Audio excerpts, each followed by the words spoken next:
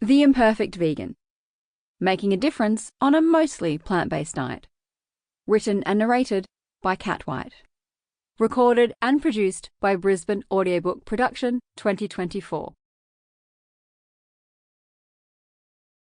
Dedication. To Belle. Without you, the seed of this book would not have been planted. And to Phil, my favourite meat eater. I love us. Introduction. I'd consider it fair to say that I'm not your typical vegan.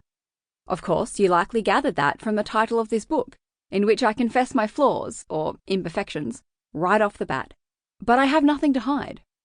Why write a book unless I'm going to be completely transparent? So let's just get this out of the way before we go any further. I'm not much of an animal lover. I know, kind of a strange thing for a vegan to say. But let me try and redeem myself before you toss this book into the bin. For certain, I think that animals are awesome creatures, and I'm happy that they exist. Even spiders. We need all of them, as they contribute to our diverse ecosystem that supports life on our planet. They also have the right to exist just because. That's definitely not in question. I just don't get all doe-eyed looking at a cow, or a bird, or a fluffy chicken, or even a doe.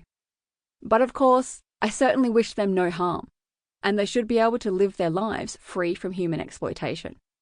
I also acknowledge that what we do to them in factory farms, slaughterhouses, and research laboratories is abhorrent, and I want no part of it by giving my money to the companies responsible for those things.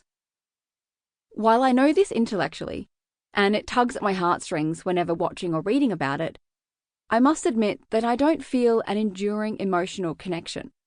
Suffice to say that it wasn't the painful plight of animals that got me into veganism. It wasn't for health reasons either. While I do want to eat well and be as healthy as possible, diet doesn't drive me, nor do I have a disease to manage. I've long known the benefits of eating whole foods, so it wasn't much of a leap to cut out animal products and add more plants.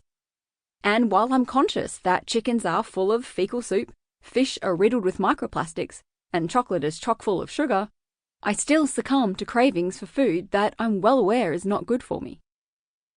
So then, why veganism? Like a growing number of people, I turned to this way of eating for the environmental impact.